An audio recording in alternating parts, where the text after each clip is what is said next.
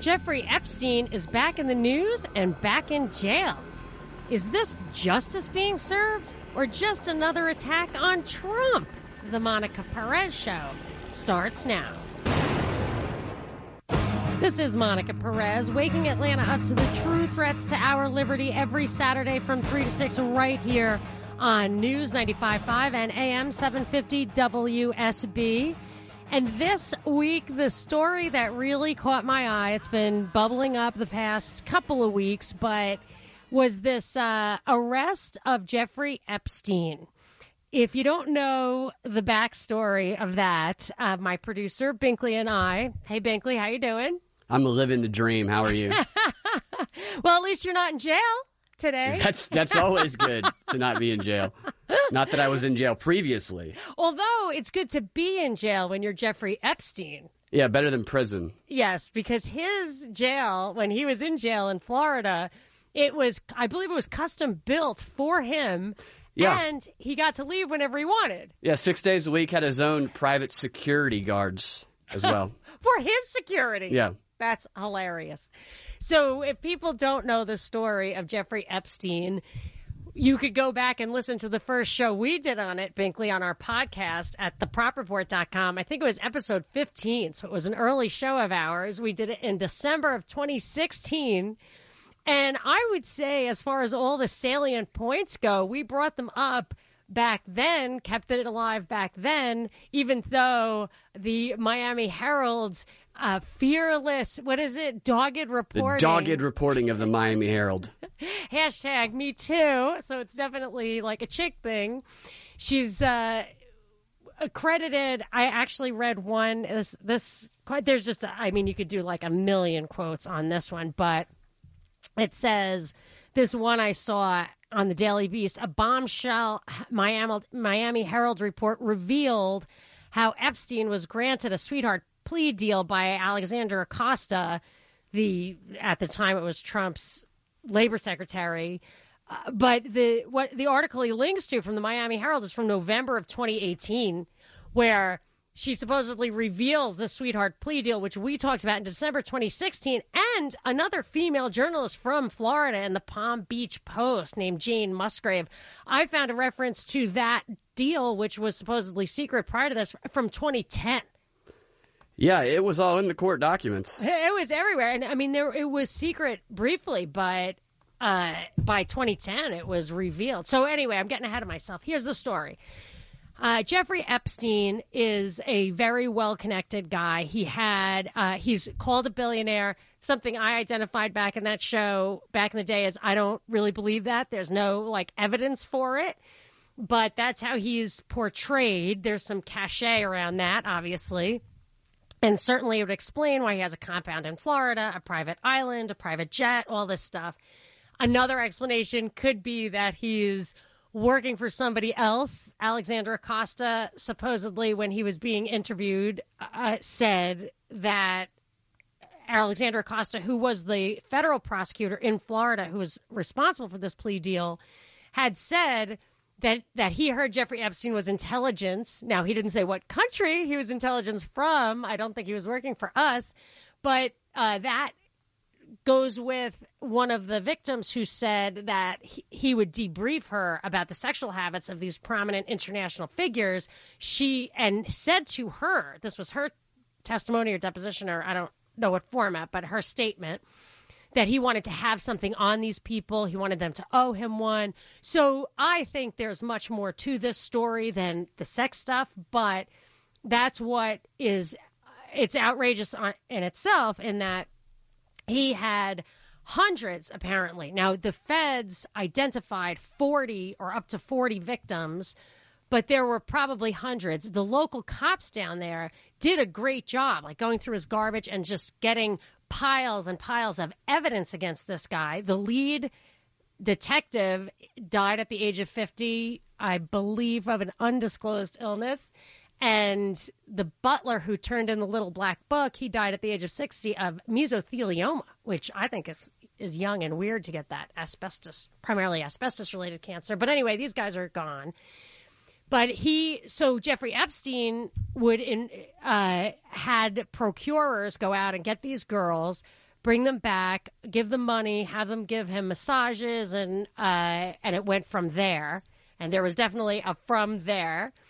And the prosecutor, the local prosecutor, took the case to the grand jury. Instead of just filing charges, which he could have done, he took them to the grand jury, and it was behind closed doors. You don't know, but he had one witness there who wasn't even underage, and Epstein, the charge wouldn't even have included jail time. So the feds took over and did end up giving him a sweetheart deal. It's called a non-prosecution agreement, which was kept from the victims, which is against the law, and it prevented further prosecution of Epstein and of his accomplices. So, and then he went to jail for a brief amount of time, less than the butler who turned in the black book. The butler turned in the black book to the victims instead of the prosecutors because he was afraid for his life, and they put him in jail for longer than they put Epstein in jail. And then the guy, so Epstein was clearly guilty of all this stuff. I don't think there's any dispute about that, but he had this non-prosecution agreement, which was deemed illegal in February of this year. That's like 10, 12 years later. A judge deemed it illegal. Now, the judge didn't vacate it or overturn it, and Epstein's lawyers are arguing, or certainly will argue, that non-prosecution agreement applies to him, to all jurisdictions, to all crimes related, and that will probably be their defense to try to get him out of jail. He was arrested in the New York area recently. He was denied bail. He was just charged with one count of trafficking and one count of conspiracy to commit sex trafficking, which in itself seems weird to me because the stories also, and I believe the official documents say that when they went to his home to search it, they found in his safe pornographic material, fraudulent passport. Why not charge him with that stuff, which could not possibly be covered by the prosecution agreement? So, and there's other stuff too that is in the shadows, such as he is credibly accused, I think, credibly anyway, of conspiring with a modeling agency to bring people in for this purpose. So that is a totally different thing. Like, that's a whole nother crime to bring people in internationally for that. So they could charge him for a lot of stuff that they're so far not charging it. And I did, as soon as this happened, I kind of smelled a rat, like, why is it happening now? And Binkley, I think you also smelled that rat, but you were ahead of it anyway because you saw this coming as soon as Alexander Acosta, the prosecutor in Florida, was made the labor secretary for Trump.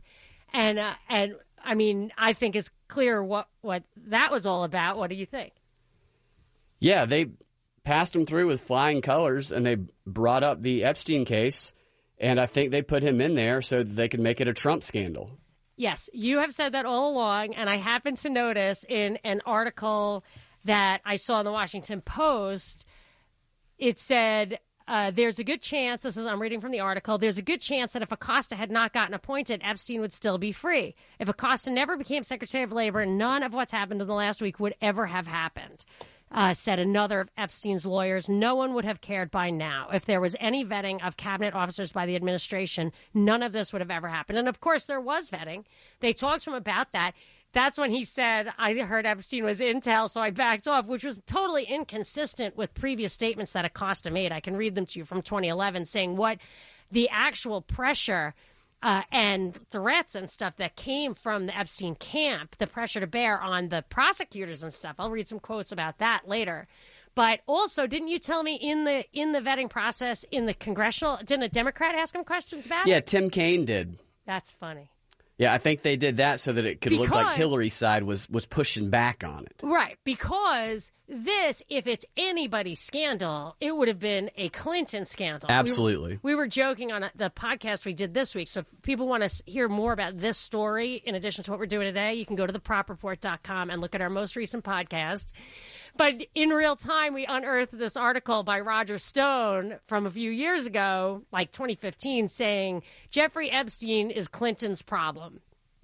Because Bill Clinton had gone on Jeffrey Epstein's plane called the Lolita Express, nicknamed that, to the private island where all sorts of shenanigans are alleged to have occurred. But he was for various destinations. Clinton was on that plane. I've seen estimates from 19 to 26 times, whereas Trump was on the plane once. Epstein wasn't even on it, and that was just hitching a ride home from Florida to New York. Yeah, and that's in the court documents. His brother, Epstein's brother, testified to that in a deposition. And also, like, his kitchen guy said that Trump. So you'll see all these articles that say Trump was all over the place. It seems to me that he was probably at 2 or 3 events that Epstein was at 3 at the most, from what I can tell. I can only identify 2 specific things. One is that, like, video where they're dancing with models, and the other was supposedly an event Epstein held for Clinton, that Trump showed up to, but Clinton didn't show up to it. So it even then points back to Clinton. But the guy said that Trump was at Epstein's once in a while, but he ate in the kitchen. Like, he didn't even fraternize with those people. I just think he's clean, but I really think that. Like, I'm not saying, well, maybe something's out there. No, I don't think so. I've got a laundry list of things that I would hold against Trump, but this is just not in keeping with, I think, his MO or any of that. But I do think that it's being painted as a Trump scandal. So I don't know if that's the general impression. I want to get to some tweets, Binkley, after the break, because I think on Twitter it's definitely being shown that way. But let's hear what people think about it. Do you think this is a Trump scandal or is it a Clinton scandal? 404-872-0750, 800-WSB-TALK. Even if do you think this is coming up just to make it a Trump scandal, that Clinton was insulated from it, but Trump is being painted with that brush unfairly? 404-872-0750, 1-800-WSB-TALK. And we'll read some tweets after the break at Monica Perez Show. Monica Perez. Yeah, well, that's just like your opinion, man. On News 95.5 and AM 750, WSB. So we're talking about the Jeffrey Epstein case back in the news. It should have been a tremendous scandal 10 years ago. And it was a minor scandal 10 years ago. It was brushed under the rug. It was so Alexander Acosta was the labor secretary under Trump. He was the prosecutor for Epstein against Epstein and cut this non-prosecution agreement, which was fought by the victims for since till now, because they were not told about it before it happened. So it's possible Jeffrey Epstein is protected by that, even though it's illegal, and it didn't give them the opportunity to object to it. But Acosta, so that went up to the Department of Justice. So that was being defended at the highest levels of the U.S. government for 10 years. And who was at the highest levels of U.S. government since 2009 to now, or till this re-emerged under Trump? It was entirely suppressed during the Obama years. So Eric Holder was at the helm for most of the time since this came down, and he was protected. And now that Acosta kind of brought it into the Trump White House just by his person, then it becomes a big deal, and it becomes a Trump scandal. So, Binkley, give me a tweet. I want to do some more after the break, but give me a tweet that brings this point home. This is from Jameis, who says, I have no doubt whatsoever that @real Donald Trump is involved in the worst crimes imaginable. That reminds me of one I saw that said, I'm sure Jeffrey Epstein has video of Trump raping a 13-year-old. I mean, you're sure of that? Certain. Are you? Intuition. Right. Let's get to some calls after the break. 404-872-0750, 1-800-WSB-TALK. We're going to read more tweets. You can tweet at me at Monica Perez Show. Monica Perez. It's a madhouse!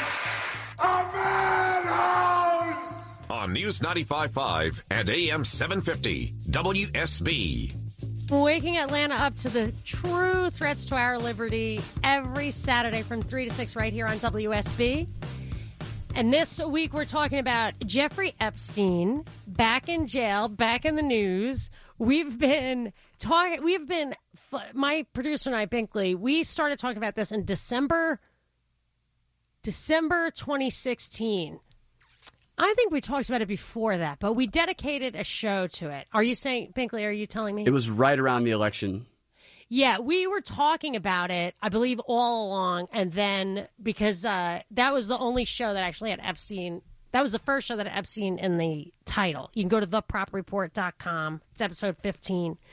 But we had been following it because we felt it would be a terrible scandal for the Clintons. I mean, Hillary's albatross was Bill and his habits of, I mean, there were so many pictures of him, inappropriate pictures, and of course, all the scandal. And in the Me Too era, it wasn't quite Me Too yet, but if anybody should have sparked the Me Too era, it should have been Clinton, not Trump. And the evidence against Clinton, I think, was pretty clear. He seemed to establish a pattern of this kind of thing. And then his association with Epstein, we can kind of tick that stuff off. We expect at any minute for this thing to break and to be the end of Hillary's hopes. But it went by without really any kind of splash.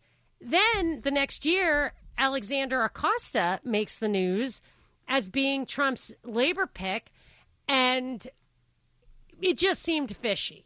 It seemed fishy, and now the story breaks that they're reopening this in a way, it seems to me, to paint Trump as being part of the Epstein scandal. Do you not? I mean, you saw that coming with the Acosta appointment too, right, Binkley? Yeah, they wanted to link it to Trump, then they can let it out and they can protect the people at the top. But this is when I always feel Trump is either complicit or being bamboozled. So when Melania did her speech at the RNC, that was clearly an operation to neutralize her forever, in my opinion. So there was no doubt in my mind that there's no doubt in my mind that was an operation to neutralize her. I speculate that she is a person of integrity and intelligence, and that the filthy business of politics in D.C. would have been hard for her to swallow. She might have said things that people didn't want to hear. So they took her out. They set her up and they took her out. I don't know who was in on that, but it happened. So I don't know if Trump thought about Alexander Acosta, if he was even aware of that being a pick. Like, I just don't know how it works at those levels. But I believe it was a setup. That guy was there just to open this can of worms and tie him. This is the greatest tie to Trump, is just that Acosta works for Trump. Yeah, guilt by association.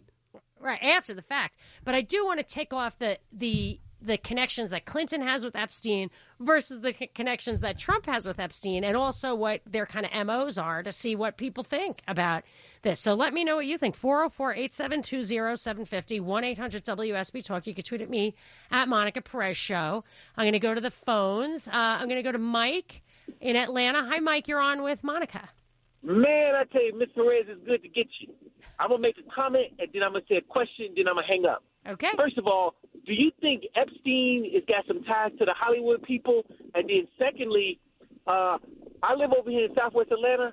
I was cruising through your on the radio when you push that button to go through the radio things, and it stopped. I was in the Church's Chicken drive-through, and it stopped on your radio station. I heard you talking. Let me tell you, you sound good. Your show is great. I pulled over. I'm eating my 3-piece Church's Chicken snack, listening to your show over here on Capitol Road. You keep up the good work. Take care. Hi. Bye. Thank you so much, Mike. I appreciate that. There's nothing better or worse than someone saying, I had to pull over to listen to your show. But that's great. I'm glad you love it. I really am trying to wake Atlanta up to the true threats to our liberties, and the complete failure of the criminal justice system is, I consider, to be the number one threat to our liberty. Both personally, they can throw you in jail for something you didn't do because they don't like you, or they can keep you out of jail for even though you do bad things to innocent people because they do like you. And the latter is what we're talking about right here with Epstein. And do I think that he has anything to do with Hollywood? Well, one of the trips he took with Bill Clinton was a trip to Africa with Chris Rock and Kevin Spacey to talk about like economic underprivilege and all that stuff, which is hilarious to be with a guy who exploits economically underprivileged underage girls by enticing them with money and flying these big shots across the globe in a private jet to watch people being poor. I mean, maybe they were going to help him. I don't know. But Binkley, what do you think the connections with Epstein and Hollywood are? If I had to speculate, I would say there's some there. The Kevin Spacey, he's buddies with him, but I don't know for sure. Wexner's big. You know, Kevin Spacey also has that picture of Scaramouche kissing him on the face. Remember that? Maybe Kevin Spacey is deeper state than I've ever thought of before. Epstein's well connected. So are all these guys. Yeah, that's true. Well, Epstein's kind of grubstaker is that Les Wexner from The Limited. I don't know what if those guys produce movies or anything like that. The only evidence I've seen is like it strongly ties him to Clinton. Really, when you look through the court documents. Right. Well, look, those guys. He seems to have a international contacts of the highest order. He was, I believe, it was said and then retracted and then said again by the guy who ran the MC2 modeling agency that Epstein gave him $2 million to keep that business going, to bring young women in to be, quote, models, but then do work for Epstein of a sexual nature. And my guess is you're in Florida. You can probably connect with those guys. Plenty of stars hang out there. But I'll keep my eyes open for that one. Thank you so much for the call, Mike. All right, I'm going to go to Jeff in Auburn. Hi, Jeff. You're on with Monica. Hey, Monica. I'd like to say, they're always trying to dig up stuff on Trump, and they always fail. But other president that we had, there's proven facts on him. I seen on Fox News the other night that Obama's ex-preacher, Obama stood up and introduced him in church, the so-called church, and this guy showed a little clip of him preaching, and he said that they say God bless America, I say GD America. I know. And they let this guy become president of the United States and kept that covered up till recently.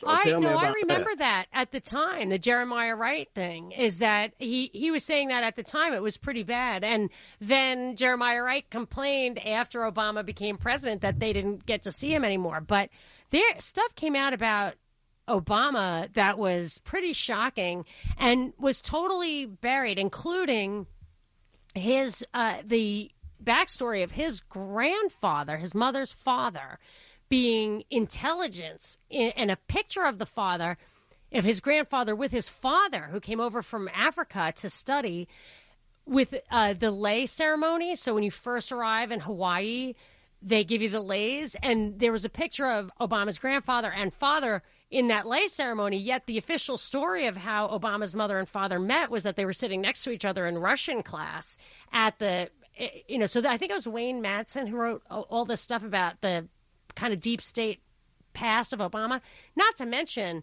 that he grew up in Indonesia as the stepson of the liaison between Union Oil and a U.S. coup-installed government in Indonesia. So to the extent Obama seemed like an outsider or a guy who wasn't part of the establishment, hope and change, not, in my opinion, not a chance in the world. But I also think that they have to have people who are either reliable deep state actors or have a lot of skeletons in their closet. And honestly, I think Trump is the former, not the latter. I think with Obama, they had some deep state. He had the deep state background, but he also had skeletons in his closet that you could trot out if he got too full of himself. Because a lot of times these guys who are like pawns, Woodrow Wilson, maybe even Jimmy Carter, I think Obama to some extent, this is what I've read about, like how they pick these guys. They get their they look for guys who have big egos but aren't very diligent, so that they don't believe they can be fooled. They know they're smart, but they're easy to what's called stovepipe. It's easy to just feed them information and have them do their bidding. But if you have a guy who has enough self-respect, I think like Richard Nixon or JFK or Ronald Reagan, they can start out that way. But then they want to assert their own initiative, and that's when they get removed from office one way or another.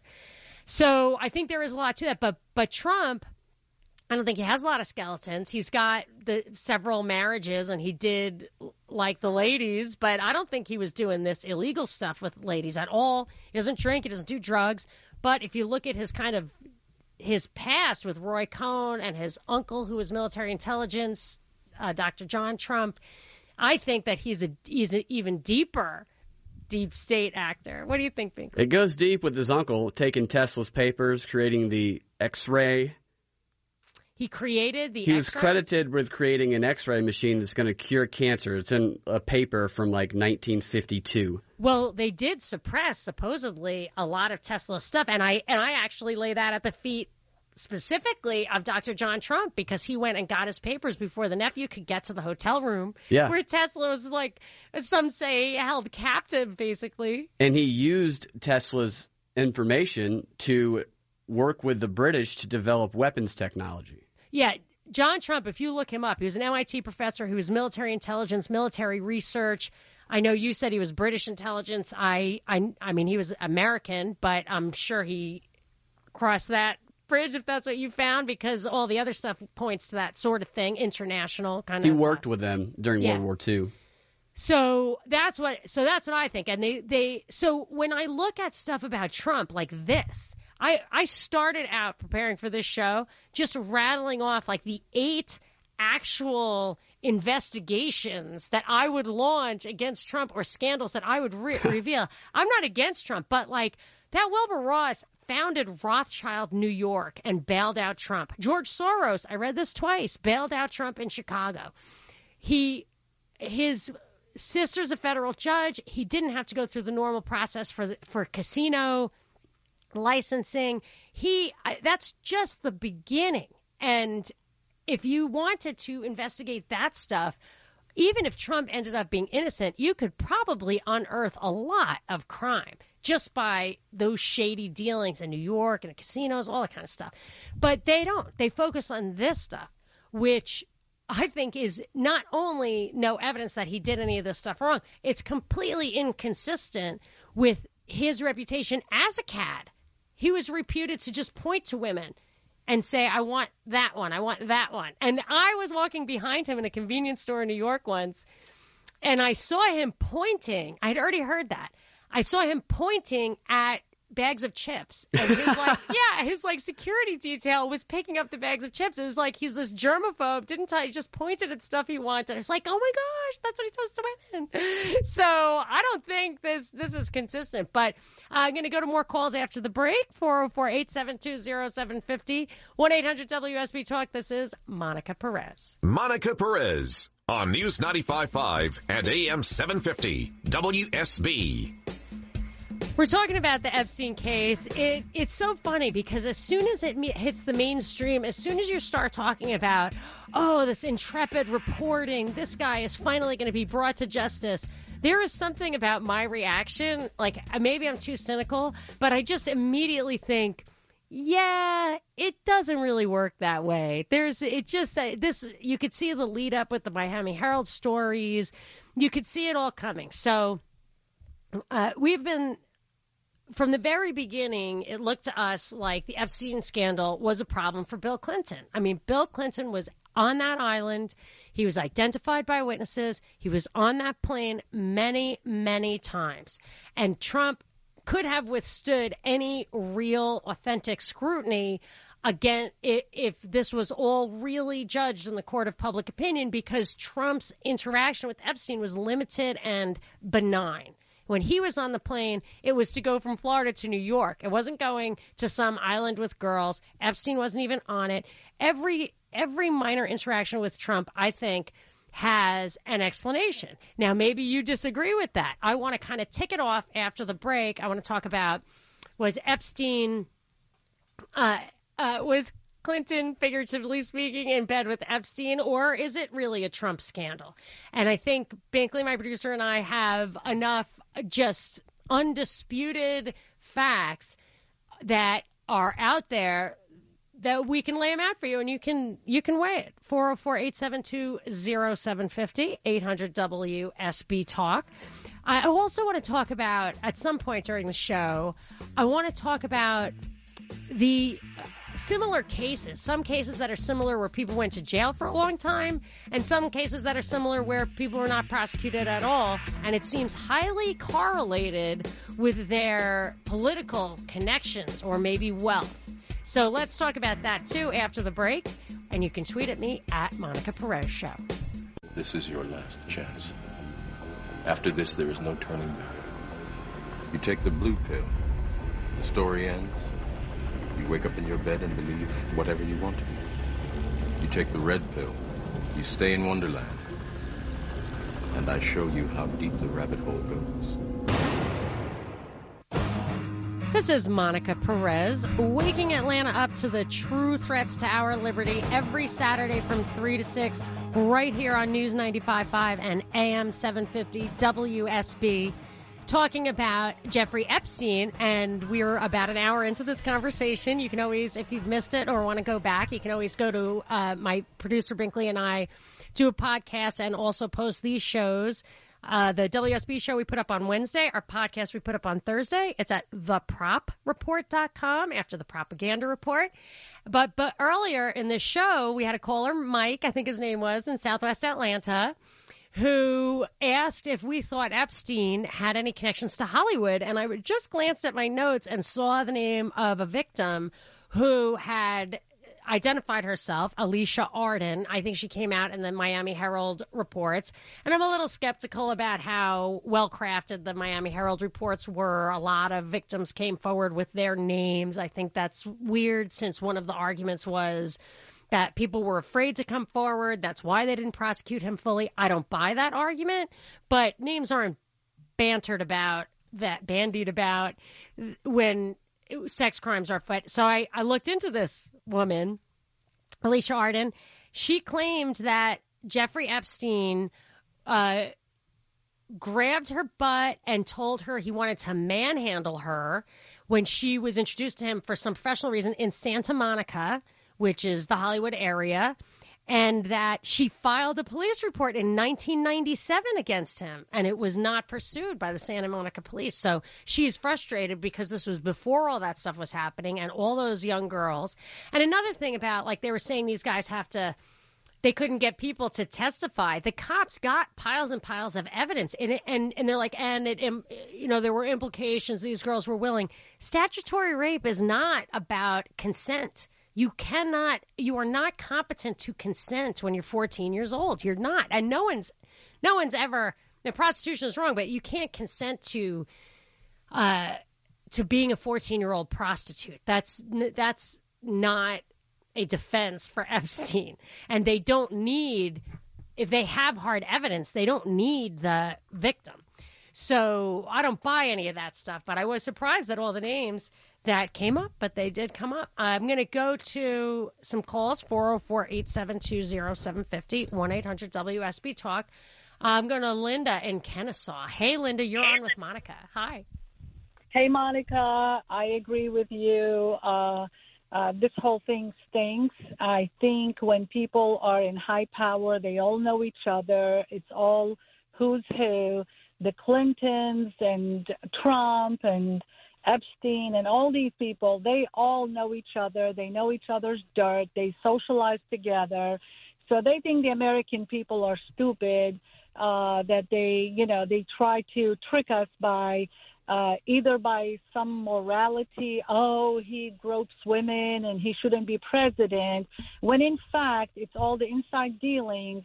They don't want him in there because they have a different agenda. Obama was put in because he was the chosen one. They knew they can get him in there. They knew they can make him a president. And every single president, he's a puppet for somebody bigger and higher. And it's all politics, and that's why we call politics dirty, because it's all on the inside, and they don't tell us everything, and they think we're too stupid to handle the truth. I totally agree with you, and I would say that especially with Obama and Trump, there's a real trend to call somebody an outsider. It's like the trend that the only valid information has been leaked or overheard against interests. Or there was another example, right, Binkley, that we were talking about how it's not, I think it was relevant to this case. You think about that, but it's where there's no credibility unless ... unless it's leaked.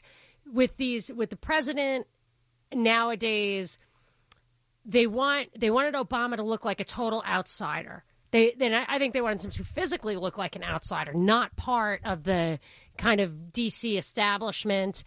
And with Trump, they paint him also as a kind of rogue outsider, but he absolutely wasn't. And he's not even a businessman in the way that he's portrayed to be, in that he went bankrupt 4 times, and to the extent they're like, he's a businessman and bankruptcy is a business tactic and, he can run the country. I'm like, well, he doesn't get 4 chances, at getting it right. Like, that's not an okay argument.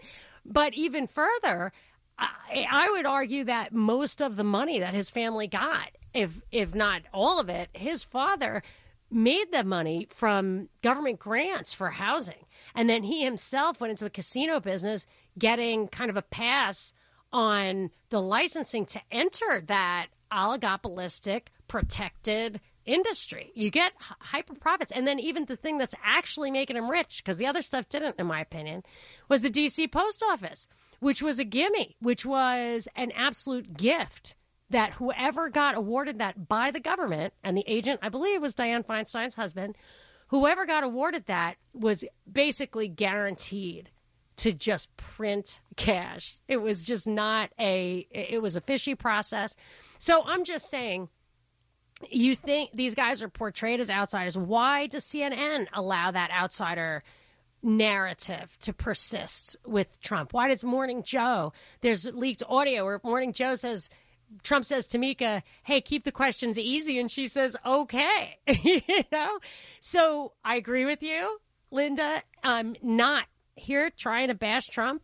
I don't think that his hands are dirty when it comes to this Epstein stuff, but I do think that these guys are playing games with us. And I think that this drama, he might even play into this drama. He might play into it because it's a distraction from other things. Or maybe he'll get completely exonerated and it'll make him look better, because I think he will get exonerated. Or I think anybody who really looks into it isn't going to find that smoking gun, because I don't think he did it. So, but let's, Binkley, I want to just kind of tick off some of the things that make me think that Clinton would have been at much greater risk if the scandal had broke with him as the focus than Trump. So for me, what do they have against Trump? A couple of parties he went to with Epstein. He ate in Epstein's kitchen. He got a ride home from his plane. And Epstein used to go to Mar-a-Lago, but he was barred from there, which must have taken courage on Trump's part to bar somebody that important and connected. He was barred from Mar-a-Lago after recruiting a young girl from there. I think it was Virginia Roberts who was the one who was recruited from there. And Trump has that quote where he says, Epstein's a terrific guy. He loves beautiful women, although his are on the younger side, which makes me think that Trump's aren't on the younger side. So that's what I think they have against Trump. Do you think they have anything else, Binkley, against Trump? People are going to argue that video that was released recently, where NBC was filming a bunch of models with those 2 guys there. Yeah. But what does that say? I don't think it's evidence of guilt of anything, but that's what people on the left are going to say. I don't think anybody in that picture was underage. Oh, I don't either. So what was the NBC doing there? Just like you said, if they were. Yeah, I mean, are they complicit as well?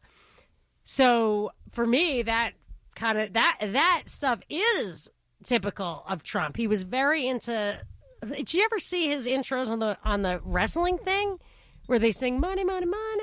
Yeah. And he's like flanked by the wrestling type chicks. Yeah. I mean, he likes to have women around. But that's his image, Yeah. which Jeff Zucker helped him create, by the way, with The Apprentice. His image is boss man, his image is money man, his image is women man.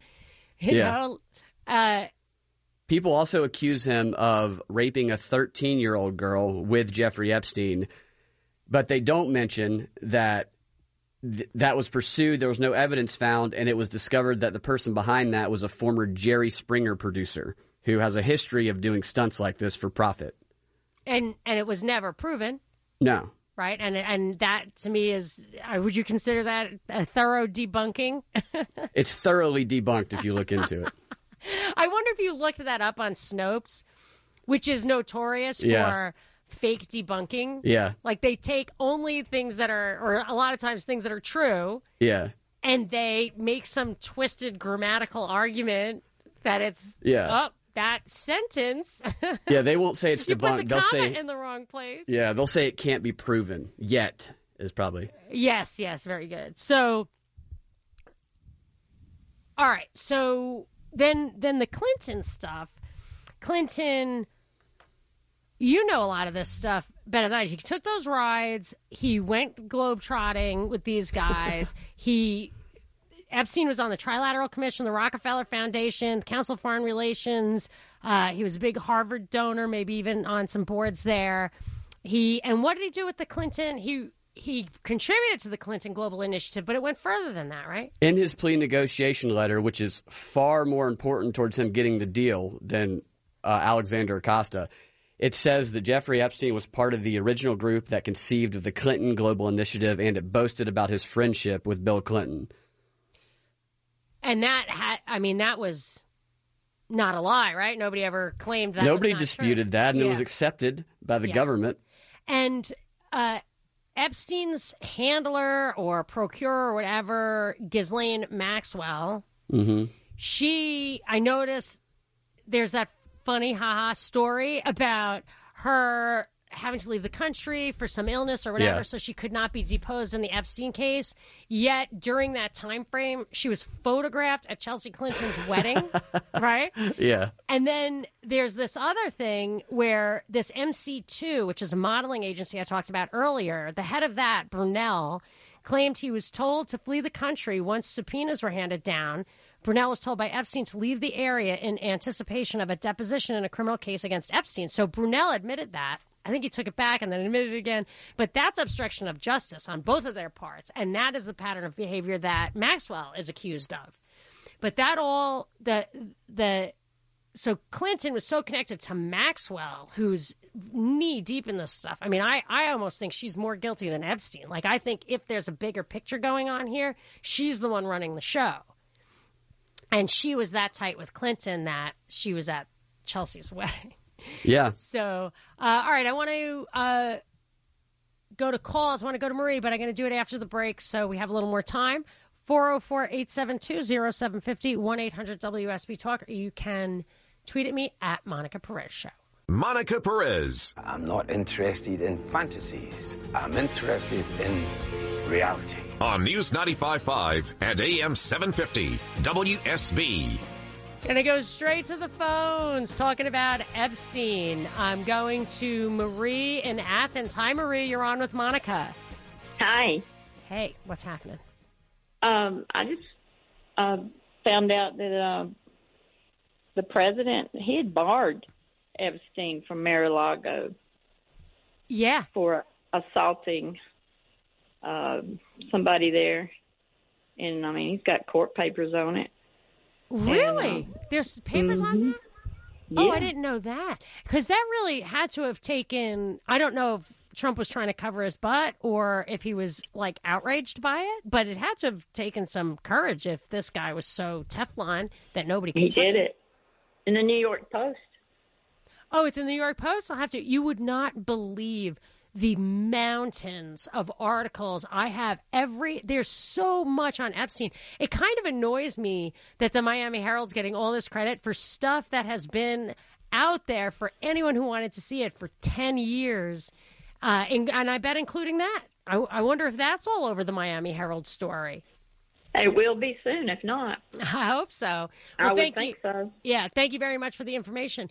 Binkley, yeah, don't you think that it's a little bit crazy that stuff is completely not in the Herald stories? Yeah, that's what alerted me to... Or is it? Is that, I mean, court documents, I don't think that, I've never seen references to court documents about that. That's an official, like... Yeah. When she did not mention the plea negotiation letter and facts like that, that told me that there was some sort of psyop going on, because you don't go through those court documents and not run into this stuff. Right. And you do stumble upon those documents pretty quickly. And she also said she didn't. So we're talking about the Miami Herald articles are being credited for bringing the Epstein case back in the limelight, even though it was struggling to come into the limelight in all over 2016. We were shouting it from the rooftops, and this chick parachutes in, and now she's being hailed a hero. But didn't she say she could not interview Bradley Edwards, the easiest person to interview on God's good earth? She talked about how it was like she couldn't get the lawyers to respond to her at all, and it was difficult. And he responded to me the first time I reached out to him. Not to mention, because he was personally in a suit against Epstein regarding this case, there's like pages and pages and pages of his recounting undisputed facts in the case. I mean, everything that guy has to say is in the record. You could Google it right now. So, I just call BS. We should actually... I think that your insight into what's really going on with the Miami Herald story is very interesting. I mean, we covered it on our podcast, but I think it bears repeating. So let's do it after the break. 800 WSB Talk. This is Monica Perez. Monica Perez. Have you ever questioned the nature of your reality? On News 95.5 and AM 750, WSB.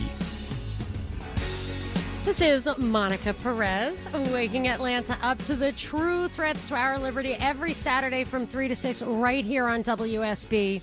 This time we're talking about Jeffrey Epstein, who violated the fundamental bodily rights of probably hundreds of girls who, by our laws, are not competent to consent to that stuff. There was coercion, there was targeting, there was procurement. And there are also allegations of force, and certainly money was changing hands. Blackmail might have been the goal.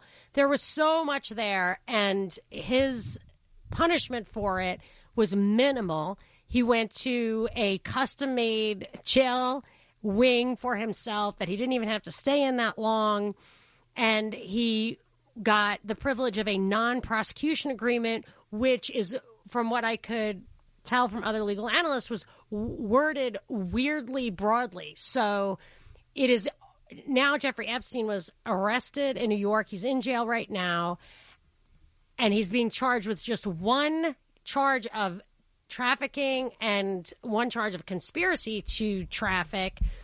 I guess I don't know if it's child or sex or both, sex trafficking, even though there's so many other things he could be charged with. And from what I can tell, that would never be covered by that NPA. It's called the non-prosecution agreement. Yet his lawyers are going to be able to argue that he should be covered, even if the prosecutors did it illegally. Just because somebody makes a mistake that vacates their rights doesn't mean that you can be prosecuted again under like double jeopardy or whatever. So it doesn't necessarily mean that non-prosecution agreement is vacated just because it was entered into illegally.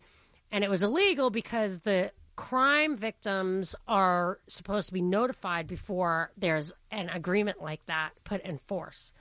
So there are real issues with this. And people have been freaked out about this for years now. Everybody's known about it. Yet it came back to the fore at the end of last year because of a series of articles in the Miami Herald. And this was supposedly was sparked by Trump putting Alexander Acosta, the prosecutor who gave that agreement, into the cabinet. So Trump somehow got himself more connected to Epstein this way than he was before. It sparked this resurgence in interest, and that was picked up on, of course, not when it looked like it was going to bury Clinton during the campaign, but only now.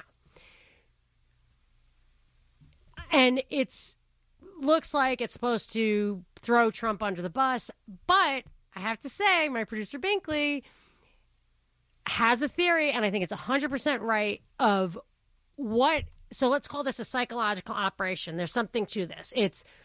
I believe, my guess is that Epstein knows what's going on. He's still cutting deals, negotiating stuff. My guess is this is a totally orchestrated event. Maybe he doesn't even do real time after this. I really don't know. And it's definitely going to be used to smear Trump. But there's another goal here, and I think it's very interesting. Binkley, what is your theory of this psyop? Well, the initial reporting focused very heavily on how great the investigative journalism was of this local dogged news reporter. And that made me kind of suspicious. So I started looking into the Miami Herald and their parent company. And the Miami Herald, their parent company, is partners with Google on their $300 million Google Global News Initiative, which is a, quote, journalism-focused program that will help publishers earn revenue and combat fake news, specifically with local news outlets. The Google News Initiative is a worldwide attempt to control information. They work with the social media outlets to silence alternative reporting, and then they bolster up these local mouthpieces to make it appear that it's coming from a local organization, because people trust local news organizations far more than they do the national media. They've done polls on that.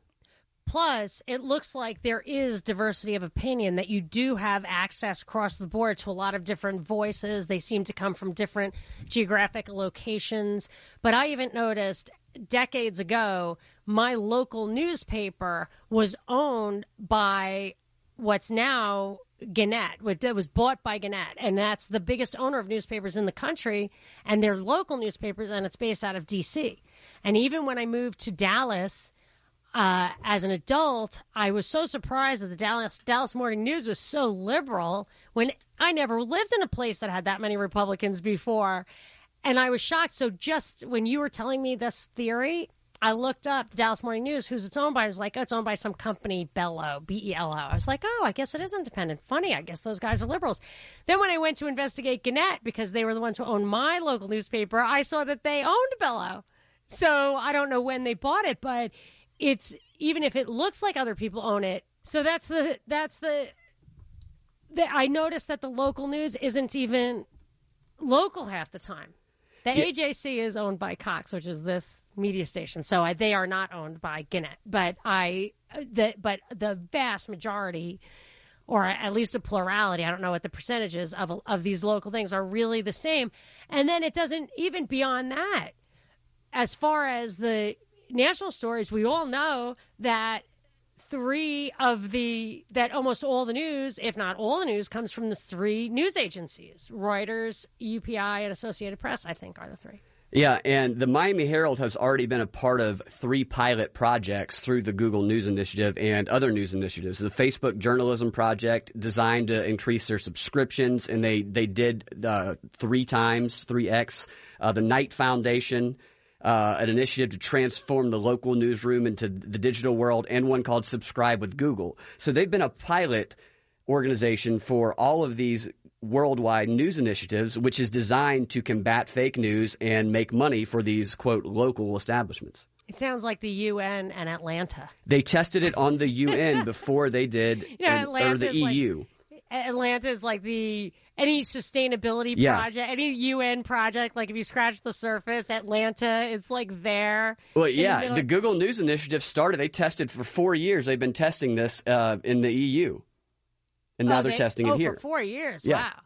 So here's my take on this. I was trying to figure out what the journalists, there were all those hearings in Congress, we talked about them, where the journalists are trying to band together, or the big journalism companies are trying to band together and kind of share revenue with Facebook and Google, because they're providing content, but Google and Facebook are getting all the ad dollars. The thing sounds a little funny to me. So And I bet that's because it doesn't really hold water when you look at it. But because when you can't understand something, I learned a long time ago, like if you try to understand it and you can't, it might not be your fault. It could be that it doesn't make sense. So my idea was, if there's a plethora of independent, totally unrelated news sources, they will pop up. People will share the links. You do if search engines aren't super, super top heavy like Google is, you DuckDuckGo or whatever, you can find this other information. You put it on your links. You put it on Twitter. You put it on Facebook. But you're just sharing the links, and people are clicking through to the links. And then at those places, they have the advertising. So actually, these local newspapers who couldn't make the transition and were owned by Gannett or whatever anyway, it's really just an echo chamber, just like the rest of it. So why not? So it's actually a good thing. It's more of a diversity of opinion. And a lot of these people are cheaper. What do? We don't really make any, we don't even advertise on our blog or on our podcast or anything like that. We're just doing it, and we can, a lot of it's open source. A lot of it's just, you can get a lot of people doing a little stuff and have a real diversity of opinion and resources. And that cannot be controlled. But if you favor these alleged local things that are connected to this deal where everybody in the organization, the negotiating block with Facebook and Google gets that preferential treatment, it's going to obliterate any hope of having the little guy rise to the side. It's just like the Google search engine. You're not penetrating what they don't want you to penetrate. Absolutely. Google set up their algorithms so that these local establishments would show up at the top because they're favoring, quote, authoritative sources. And I think it's worth pointing out that Google Alphabet was behind Hillary Clinton during the campaign in 2016. Oh, and they're the ones who obviously who are working with the Knight Foundation and Miami Herald. So you really got to wonder how screwy stuff gets, because Jeff Zucker at CNN created Trump. I think he has a cartoon of himself with Trump on his desk. And Google, who was identified early on as being able to select the next president simply by how they configure their search engine, was a big Hillary supporter. Yet Trump wins over Hillary. I mean, it makes you think there is a dialectic at play here, which I just like everything having to be leaked or against interest in order to have any credibility, you've got to be the outsider. There seems to be this necessity for any policy, any opinion change, to have this adversarial nature, this dialectical nature. So you put Trump up there to make people mad on the other side and even discredit his own side. I mean, it's not that complicated to see what a kind of reverse psychology operation it could have all been. But in any case, those people are in complete control of what the majority of people see when they search for something or when they go to look at a news feed from Facebook. And this is going to fold into that, I think. But we'll see more of this. We'll see more breaking news stories where the mainstream media is talking about how the story was broke by some dogged local news person. Right. So that's so when you see all those polls that say people hate Congress, people hate the media, blah, blah, blah, this is a way for them to placate those feelings, just like the outsiders of presidents, Obama, Trump. Yeah. Now you have the outsider of mainstream media, but just peel the onion one layer and you see they're all part of the same web anyway. Yeah, they're all in bed together. It seems like it. All right, let's take a break. I'm going to get to some more calls, 404-872-0750, 1-800-WSB-TALK. I also, this morning, saw a Wall Street Journal article that I think plays into this dialectic and your theory of what's really going on with the Miami Herald. I think it's kind of outrageous what this guy wrote in the Wall Street Journal, and it was an attack on the Miami Herald woman who wrote, and I think that there's going to be some backlash, so I want to kind of give you a what to watch out for after the break. This is Monica Perez. Monica Perez. Everything she said was true. She knew. Nobody believed her. On News 95.5 and AM 750, WSB. I'm going to go to the phones, 800-WSB-TALK. I'm going to Jan. Jan, you are on with Monica. Hi, Jan. Hi, Monica. Thanks for having your show. I enjoy it every week. Awesome. So what are your thoughts on this? My thoughts are, I just did a presentation yesterday on this topic. I work with an organization called Darkness to Light, and we're trying to bring the subject of child sexual abuse to the forefront with trainings locally, with agencies and groups. You can also take it online, but until people are aware of the massive issue with child sex abuse, Epstein, this whole thing with him is going to bring it to the forefront as far as it's on a national level, but what are we looking at locally? I mean, because just in Gilmore County, we've got 96 registered sex offenders. I just was reading an article about a West Palm Beach. This was in 2013. It's not recent, but it says West Palm Beach man sentenced to 11 years for turning one teen girl into a prostitute. And we're talking Epstein did so much more. But one of the lines that caught my attention was that while once rare, Clark and his female partner in crime are among what appears to be an ever-growing number being charged with luring local teens into prostitution. And that's why when you see these things on Facebook or other places where teens have you seen this child, so many of them are being lured into this because they think that they're communicating with someone that wants to be their friend, and they end up in the sex trafficking trade, which, I mean, just the Super Bowl, there were 169 people arrested during our Super Bowl for raping children under the age of 14, because it's rape. It's not sex. It's rape. Right. That's the thing. People, when they are writing stuff about these girls, it's like, well, there was some question about them. No, it's like, rape. Those are children. Question. They don't have the age of consent. Yeah, they don't need to even prosecute it. Nothing. And it is common. And it's got to stop. So education is a big part of it. So I would encourage anybody that cares about children.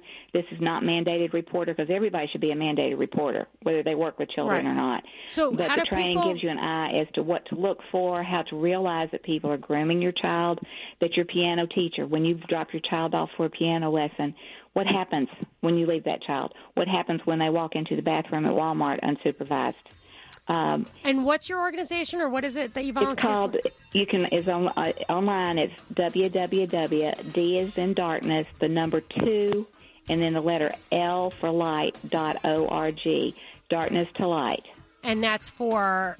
it's for anybody that's interested in learning more about how to recognize child sexual abuse, what to do, who to report it to, but more just to become aware that even up here, I had somebody tell me the other day that they were concerned about a man and his friend who kept bringing this young girl in. Oh, sorry. I didn't mean to lose you there, but I got to go to a break. I'll talk a little more about it after the break. This is Monica Perez. Please, take my hand. Now, open your mind to me. Please. Open your mind. Open your mind.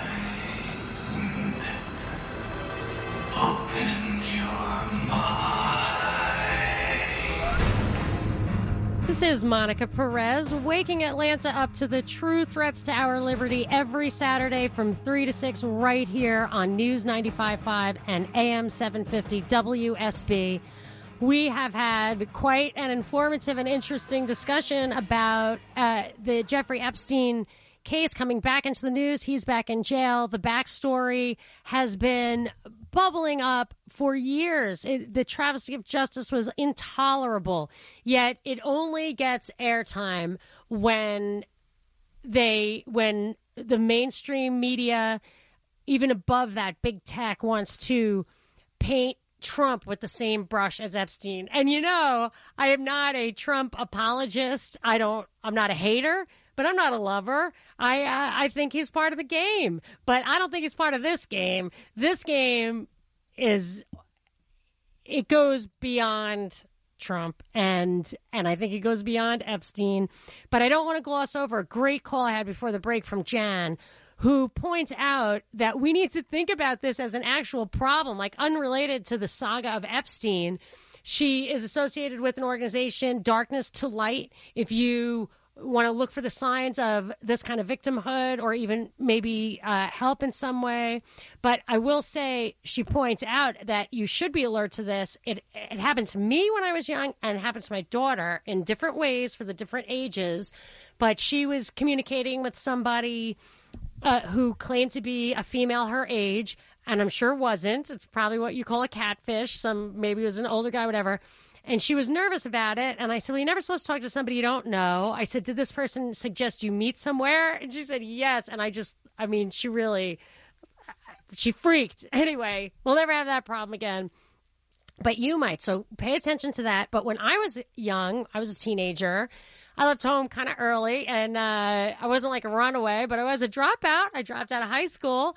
So I was 17, and I was living in Denver, and somebody approached me, claimed to be a friend of mine, and my friend got wind of it and said, hey, I'm not a friend of that guy's, but what he wanted me to do was fly to Dallas with him for an international modeling gig. And I thought, what? And it definitely took me a beat or two, and the other guy warning me against him, to not do it. But I realize now it's probably international, not because they don't do it here, but they want you to be in a place where you don't speak the language.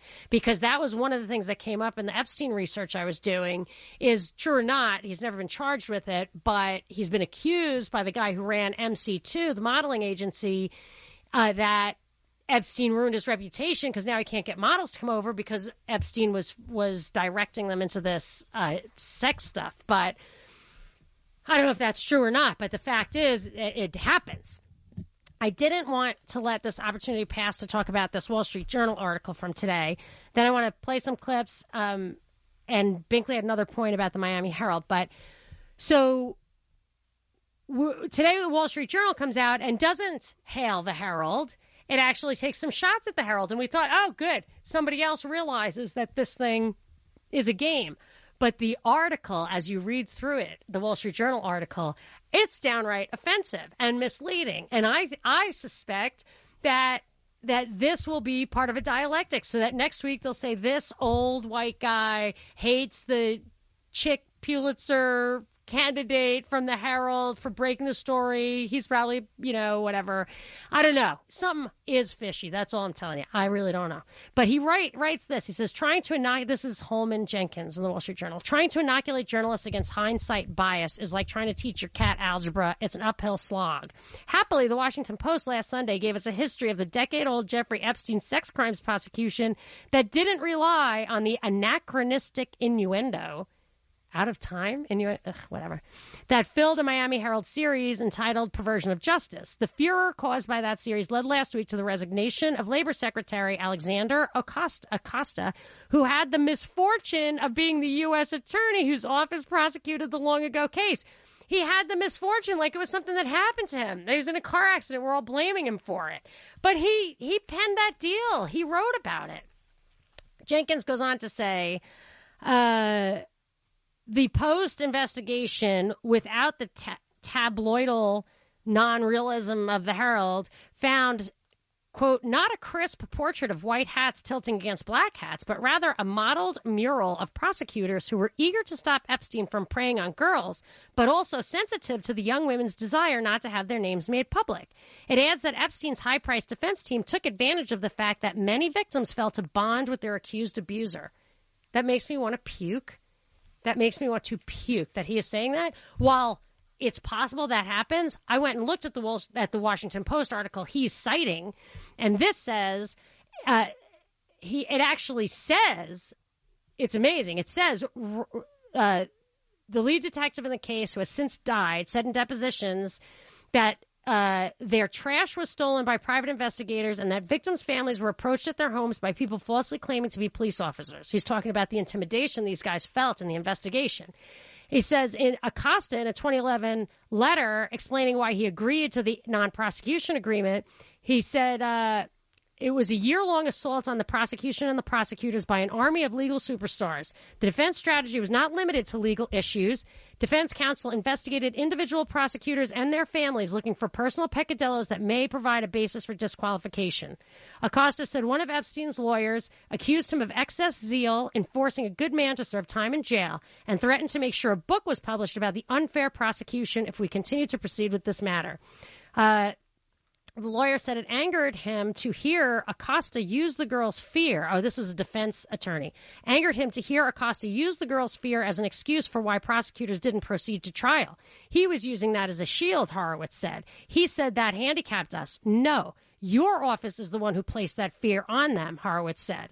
He said Acosta's prosecutors frightened the girls he represented, telling them that Epstein and their lawyers would make their life difficult. They did nothing to encourage them, comfort them, or tell them about crime victims' rights. That's the Washington Post article. Jenkins is saying, talks about this being, they did their best. But the real, what I found, it gets worse, this Washington Post, this Wall Street Journal article. Jenkins says, to put it more bluntly than even the Post wants to, prosecutors seem to have feared losing in court because their witnesses were unreliable. If so, this echoes the apparent experience of a state prosecutor in Palm Beach County in the same matter who ended up going before a grand jury with a single witness who wasn't even underage. It also echoes a declaration in the Herald's own words by the Manhattan District Attorney in a subsequent matter that the underage victims failed to cooperate in the Florida prosecution. That totally flies in the face of the Washington Post article he's referring to. That shows you what kind of reporting he's doing right there in the Wall Street Journal. And it's actually totally beneath the Wall Street Journal. So when I look at this, I mean, I'm not a fan of the Wall Street Journal. I read it because I need to, but that does not stand even casual scrutiny. So that's why I think this is a setup to make these bigwigs look like they use the truth, they use their reporting for their buddies. Anyway, that was probably that. You might have to pull over with your chicken and listen to that one again. Sorry. I just wanted to get it out there for the record. You got to get it out there. I know. It's interesting that one of the victims was willing to testify until Jeffrey Epstein paid for her lawyer. And then she didn't want to anymore. Yes, and there were dozens of potential victims. So even if you get one or two who seem like they're compromised or not interested, there are dozens of victims that were identified by the cops, and there were many, many more besides that. And the fact that they had so much evidence, they didn't need these people to cooperate. And even so, the lawyer says they were waiting for phone calls. I mean, this just doesn't ring true. And it absolutely feels like he is making these victims into complicit. And this idea that the locals, that guy going before the grand jury with next to no evidence was forced upon him, that's what he's criticized for. He was excoriated by a judge for that. Is that how you say that word? I don't know. I'm not sure. So what were you saying about you? So you had some little tidbit about the Miami Herald that I think folded into this. Yeah, in September of 2006, the Miami Herald was in controversy because some of their journalists had been paid by the U.S. government to put out anti-Cuba propaganda on television and radio. I could have a lot to say about that because there are protests in Puerto Rico that remind me of the fake rapper that was sent to Cuba by the CIA to foment unrest there. But there was one thing, this Michael Wolff, who wrote, what was that, like, totally ridiculed White House book he wrote, Fire and Fury? Fire and Fury, yeah. Okay. I didn't know that he wrote that book, which you were, like, laughing at from minute one. But he was repeatedly cited as doing a fluff whitewash piece on behalf of Epstein, who went through a concerted effort to rehabilitate his image.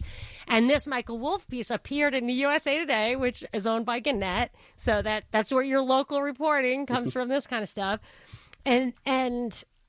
But what really caught my eye was this line, the last line in the Wikipedia entry for Epstein. I mean, since we're talking about journalistic integrity. In 2019, Forbes deleted a 2013 article that called Epstein, quote, one of the largest backers of cutting-edge science after the New York Times revealed its author, Drew Hendricks, had been paid $600 to write it. So I don't know who I assume everybody gets paid to write stories. I assume he was paid by someone who wanted to... That wasn't true, that he was paid to write that, and it wasn't true. So these are the kind of things that makes me worried that these guys are all getting together and colluding with Facebook and Google so that all this stuff that we now see is full of garbage, is going to get promoted both through search engines and through ad dollars. They don't have to push us down. They don't have to kick us off of WordPress, which they did. They don't have to demonetize. Well, they do. Demonetize our YouTube videos. They don't have to do. They actually took one of mine down. They don't have to do any of that. if everything else just gets priority. When you get 2 million hits to something, I'm not getting on your front page, you know, and it's only because every one of these controlled voices could take one of every hit. Yeah, that's how the Google News Initiative works here with the Miami Herald. You hear it parroted in the mainstream media by everybody. Every single mainstream media network goes, be sure and check it out at MiamiHerald.com, MiamiHerald.com, MiamiHerald.com. And then they show it first on Facebook, they show it first on Google, and everything else gets buried, and they leave out important truth. And it's a little more than a nudge, I would say. Yeah. But anyway, there's so much more. This is, we'll get to it. 800 WSB Talk. This is Monica Perez. Monica Perez. Now, there is a president who may have been elected, but the real man in charge lives several miles underground. On News 95.5 and AM 750, WSB. Willing to defend him. Binkley had brought this clip to me a long time ago. We've played it on the air before, but you absolutely have to hear it again. This is the victim's lawyer. He represents, I think, 30 of the victims, or has over the years. Bradley Edwards, he's the man. He has personally won lawsuits against Epstein. He actually had a lawsuit against Trump, so he's no Trump supporter. You must hear what he has to say when asked about Trump's involvement in the Epstein case. Here it is, clip 4. Our current president has had relationships with Epstein in the past, and there are those Katie Johnson and maybe other victims who have accused Trump of being involved in things like this. In my experience, Trump supporters will not listen to anything along those lines. Obviously, we're not a court of law here right now, but are those claims that case was dropped? It was dropped before it went to court.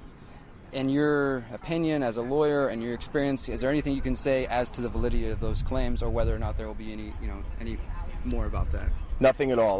The only thing that I can say about President Trump is that he is the only person who, in 2009, when I served a lot of subpoenas on a lot of people, or at least gave notice to some pretty connected people that I wanted to talk to them, he is the only person who picked up the phone and said, let's just talk. I'll give you as much time as you want. I'll tell you what you need to know, and was very helpful in the information that he gave, and gave no indication whatsoever that he was involved in anything untoward whatsoever, but had good information that checked out and that helped us, and that we didn't have to take a deposition of him. And that was in 2009? That was in 2009.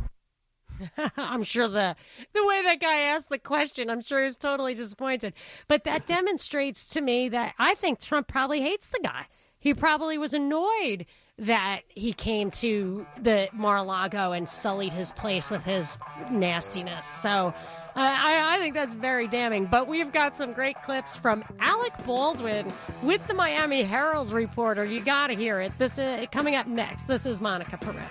Monica Perez. She's an anti-Terminator. Terminator? On News 95.5 and AM 750, WSB. I am waking Atlanta up to the true threats to our liberty every Saturday from 3 to 6 right here on WSB. And I think putting criminals in jail and not having them roam the street arrogantly, much less, I mean, serial criminals, major criminals, is definitely a threat to our liberty, however you slice it. So the Epstein case has been a hot button for Binkley and me since I think was it 2015 or just 2016? But during the campaign, right? Yeah. I mean, we did a podcast in 2016, so I know it was there. But there was, after WordPress deleted all my stuff, it's kind of hard. I had all the documents posted on our website. Oh, you have them now, or you did? No, they're not there anymore. Oh, I'm sick. I know our web guy can get them. It's just every darn thing you have to unearth and reformat. So we'll get to it. But we've been following this for a long time.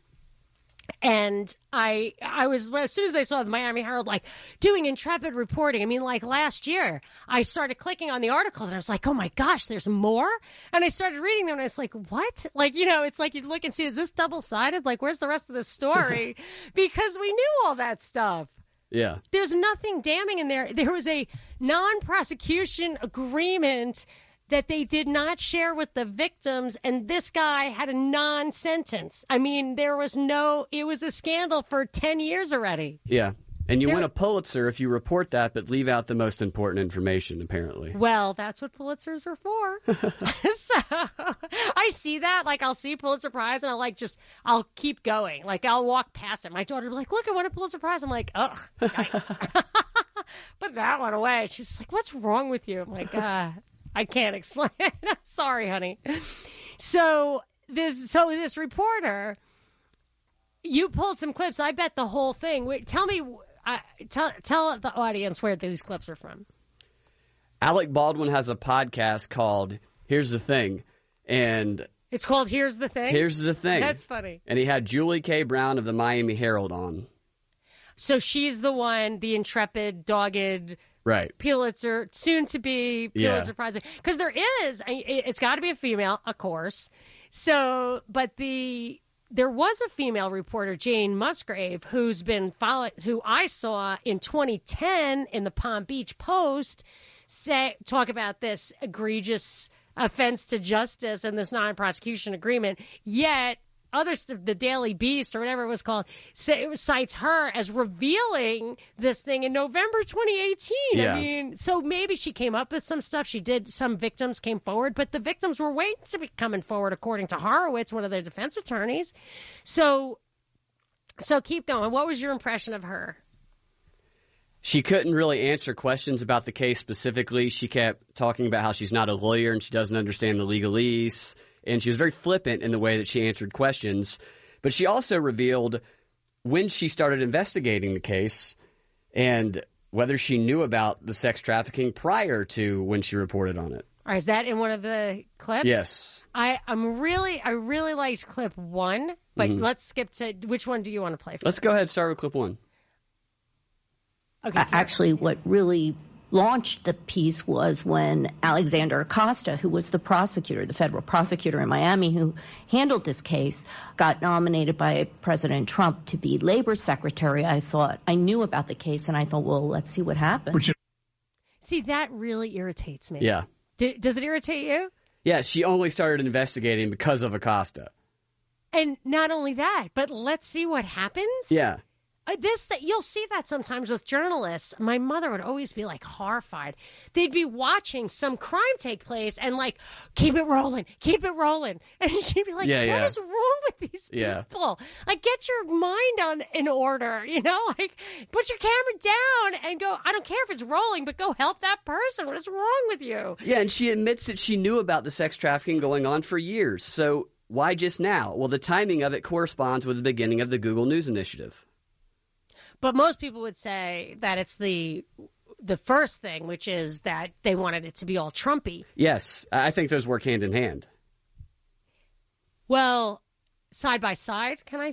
Yeah, side by side. Can I? I like the new one. Yeah. So I feel like they're parallel and not dependent. Right. Because they definitely, and when you read the report from Iron Mountain from the 60s about like how they control the world, whatever, that's a long story for another day. Oh, speaking of which, by the way, happy moon landing day.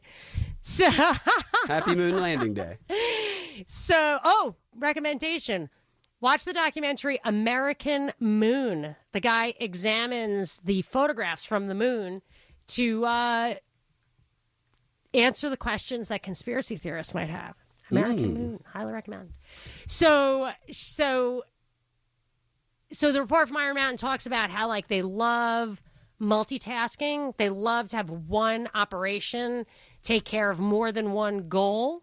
So if they're going to launch an operation, they see if they can't throw a couple of extra things into the hopper. So that's what I feel like this is. Of course, if they're going to launch the local initiative, they're going to do it with a story that serves the purpose they want to serve. Yeah. It's in the CIA deception manual. What is? That you attack it from different sources so that you can make it appear more trustworthy to certain people and certain groups. All right. I think that's yet another wrinkle. And I will say, I did want to make this point. I don't normally like left-right dialectic stuff, but say you have Fox News and you have CNN. Say Fox is supposedly conservative. I don't think so. But, like not the way the classical kind of conservatism. They're just politically Republican. And then CNN is like the left. It's not even the left because of their position on war and stuff. They're just like politically Democrat. But let's call it left and right. If I noticed this when they took over the local stuff, that it was all left-leaning, even no matter what the local politics were. And then there have been studies done that as local news got national-aided, it was much more polarizing. That it used to be people weren't that partisan. They wanted to just get what was right for their town. But then it got really super partisan, even at the local level, where it makes no sense. But I feel like with this initiative, if they're going to scoop up all the local stuff to make that feel like alternative independent news, to give that the boost in their search engines and give them the ad dollars and everything like that, they're going to make all that stuff's left-leaning. That's all that stuff is left, all of it. So you've got this huge, giant, it's like huge mass of media on the left, and then like a little pocket of, let's say, Fox that makes you think there's another representative. Now, I don't think this could easily play into that, the whole movement now from the right to bring the government in to curate news in the name of press freedom, like the Fairness Doctrine, twistedly back in the day, to get liberal stuff on the radio where it has no place because it's not logical enough. But anyway, so I just think that this movement clearly is going to exacerbate the left bias. Okay, keep talking. What's next? Oh, what clip is next? Yeah. Well, she talks about the money and the funding that go into the effort that McClatchy and the Miami Herald put into this in clips 2 and 3. Put into this story? Yes. Okay. Because the effort, we put a lot of effort into it, clip too. Clip 3 specifically. All right, let's hear clip 3. The Herald, like other newspapers, are not wealthy organizations and institutions anymore. So this money meant a lot. They had to spend a lot of dough to do this legwork. Correct? Yeah, they invested a lot of money into this. They believed in me. They believed in her. Hold on a second. They invested a lot of money into that because they got these people. So aren't they in Florida, and aren't these girls in Florida mostly? How much money did you invest in your investigation of this? $0. Right, okay. But, well, you have a computer. Yeah. You know, and I think internet. Yeah. And they put a lot of money into her reading. She should have just listened to the podcast. Right. Maybe she did. I don't know. I was wondering about that, but then I saw that her neighbor, Jane Musgrave, had put that stuff out there 8 years ago, so I figured maybe she just read the Palm Beach Post. They paid her a lot of money to leave out the important facts, is what they did. No, I have to say, I mean, I don't want to slander this person. I really don't. Like, that's not right. I'm laughing and stuff like that. I did not subscribe to the Miami Herald, so I did not read every single word. I did not vet it all. I'm really just talking about my impression of it. There's probably stuff in there that is new, but there didn't need to be any new stuff. Yeah. That's what I'm saying, is that it was unbelievable, on its face, ridiculously egregious when the prosecutor is complaining and the cops are complaining that the defense attorneys are harassing them and scaring them and their families, and they're saying that's why. Yeah. You know what I mean? That would actually vacate the you know what I mean? That would void it. Like, that does not. See, to say that the prosecution made a mistake doesn't necessarily void it on behalf of Epstein, who was just a victim of prosecutorial error.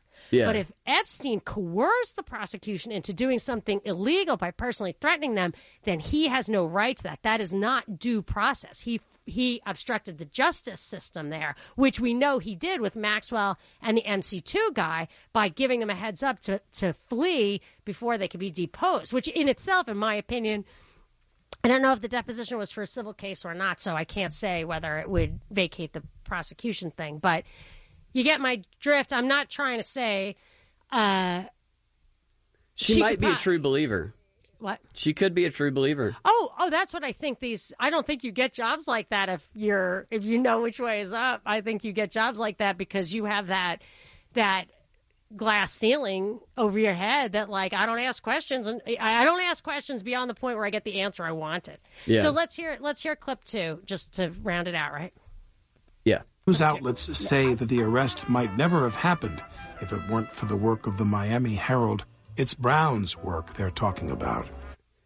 That's just the kind of praise she's been getting by every major news outlet everywhere nothing in me believes that they concocted this in a newsroom, put it out there, and forced this New York to take this weirdly narrow action. Yeah.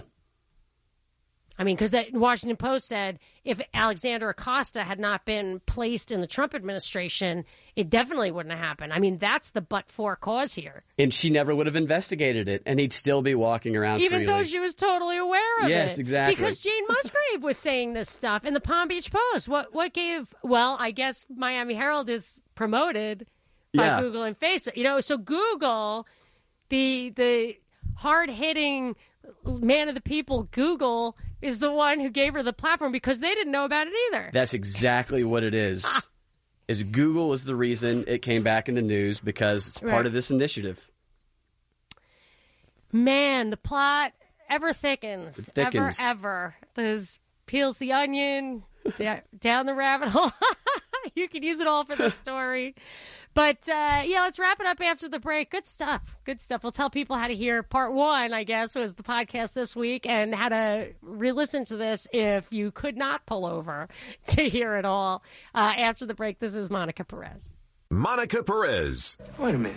This is the future. We're all the phaser guns. On News 95.5 and AM 750, WSB. The only line Snipes delivers in that movie that does not have a curse word in it. It took me like the whole 2 hours to find a drop from Demolition Man. Okay, so I have a prize pack. Then I'm going to give Maurice, who's been patiently waiting on hold, 60 seconds to say his piece. So prepare for that, Maurice. And then Binkley is going to tell you how you can listen to this show and our podcast and everything like that. So here's the prize pack. 2 passes to an advanced screening of Quentin Tarantino's new film, Once Upon a Time in Hollywood, starring Leonardo DiCaprio and Brad Pitt. Oh, wow. I want the prize. I wouldn't have read it. I would have just taken it.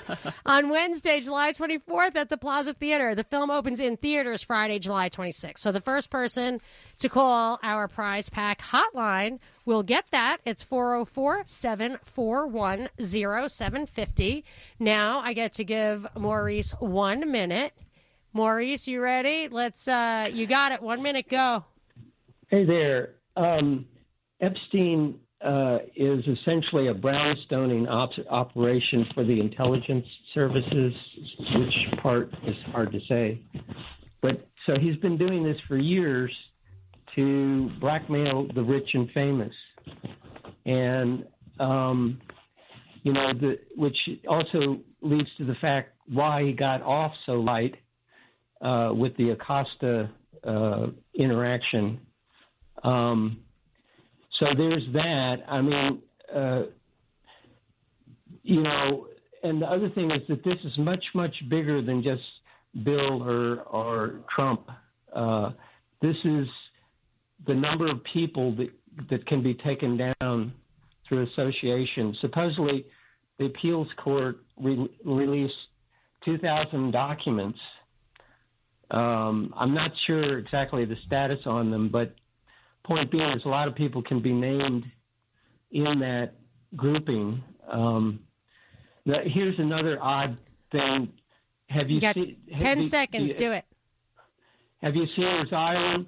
Supposedly he spent $29 million recently filling in the tunnels and the underground levels on his island, Lolita Island, Little St. James. All right. Well, I'll have to investigate that. Sorry, Maurice. But, yeah, that stuff about there were really important people there, and I'm sure there's lots of information, which is why I think this is orchestrated. He's in on it. It's going to resolve in a way that works for everybody. Binkley, tell people how they can hear this show and the past shows and all that. You can go to www.thepropreport.com and click on any of the posts, and the subscribe links to the podcast are at the bottom. And you can also follow Monica on Twitter at Monica Perez Show and me at Freedom Act Radio. All right, and we will be back next Saturday right here on WSB from 3 to 6, waking Atlanta up to the true threats to our liberty. You know it is the truth. This is Monica Perez.